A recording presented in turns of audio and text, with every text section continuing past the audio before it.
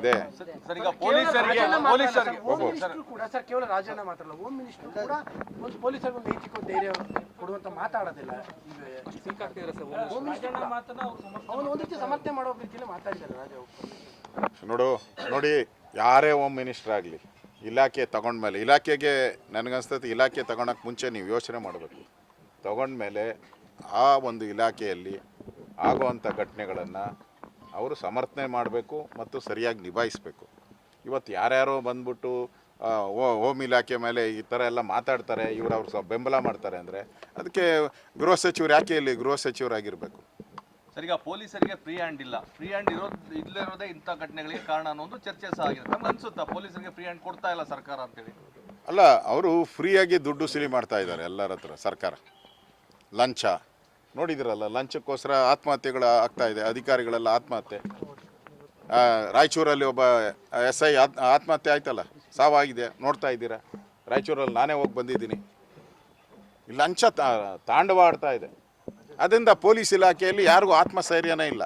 ನಾವ್ಯಾಕೆ ಕೆಲಸ ಮಾಡಬೇಕು, ಲಂಚ ಕೊಟ್ಟು ನಾವ್ಯಾಕೆ ಇಲ್ಲಿ ಕೆಲಸ ಮಾಡಬೇಕು ಅನ್ನೋದು ಅವ್ರ ತಲೆಯಲ್ಲಿ ಬಂದ್ಬಿಟ್ಟಿದೆ. ಅದರಿಂದ ಇವತ್ತಿನ ಸರ್ಕಾರದಲ್ಲಿ ಎಲ್ಲ ಘಟನೆಗಳನ್ನು ನಾವು ನೋಡ್ತಾ ಇದ್ದಾರೆ. ಬ್ಯಾಂಕ್ ರಾಬರಿಯಿಂದ ಹಿಡಿದು ಅತ್ಯಾಚಾರಗಳು, ಈ ಥರದ ದೊಂಬಿ, ಲವ್ ಜಿಹಾದ್ಗಳು ಎಲ್ಲ ನೋಡ್ತಾ ಇದ್ದಾರೆ.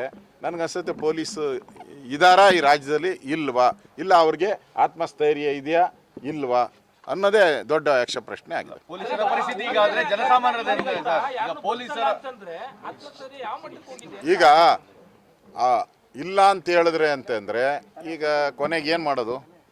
ದೇವರೇ ಗತಿ ಅಂತ ಹೇಳಬೇಕು.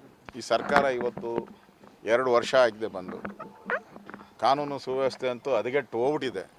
ಗೃಹ ಸಚಿವರು ಯಾವುದಕ್ಕೆ ಕೇಳಿದ್ರು ನಾನು ತರಿಸಿ ನೋಡ್ತೀನಿ, ಹೇಳ್ತೀನಿ. ಇಷ್ಟರಲ್ಲಿ ಗೃಹ ಸಚಿವರು ನನಗಿರೋಂಥ ಮಾಹಿತಿ ಪ್ರಕಾರ ಅವ್ರು ಗೃಹ ಸಚಿವರಾಗಿ ಅವ್ರಿಗೆ ಇಷ್ಟ ಇಲ್ಲ, ಈ ಇಲಾಖೆನೇ ಇಷ್ಟ ಇಲ್ಲ. ಬಲವಂತವಾಗಿ ಅವ್ರಿಗೆ ಏರಿದ್ದಾರೆ ಈ ಇಲಾಖೆ. ಸ್ವಲ್ಪ ಜನಗಳ ಕಡೆ ಗಮನ ಕೊಡಿ.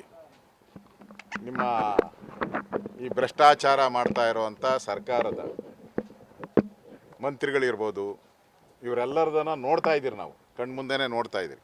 ಅದು ಬಿಟ್ಟು ಇರೋವಂಥ ಅವಧಿ ನನಗೆ ಗೊತ್ತಿಲ್ಲ. ನವಂಬರ್ ಅಂತ ನಾವು ಆಲ್ರೆಡಿ ಡೇಟ್ ನಾನು ಫಿಕ್ಸ್ ಮಾಡಿದ್ದೀನಿ. ನವಂಬರ್ ಮುಹೂರ್ತ ಫಿಕ್ಸ್ ಆಗಿದೆ. ಆ ನವಂಬರ್ ಒಳಗಡೆ ಒಳಿತು ಮಾಡು ಮನುಷ್ಯ, ನೀ ಇರೋದು 3 ದಿವಸ ಅನ್ನಂಗೆ ನೀ ಇರೋದು 6 ತಿಂಗಳು ಒಳಿತು ಮಾಡಿ ಹೋಗಿ. ಸಿದ್ದರಾಮಯ್ಯನವರೇ, ಈ ಉದಯಗಿರಿ ಪೊಲೀಸ್ ಸ್ಟೇಷನ್ನ ಕಾಪಾಡಿ, ಈ ಮತಾಂಧರಿಂದ ಉದಯಗಿರಿ ಪೊಲೀಸ್ ಸ್ಟೇಷನ್ನ ಕಾಪಾಡಿ. ಇಲ್ಲಿರೋ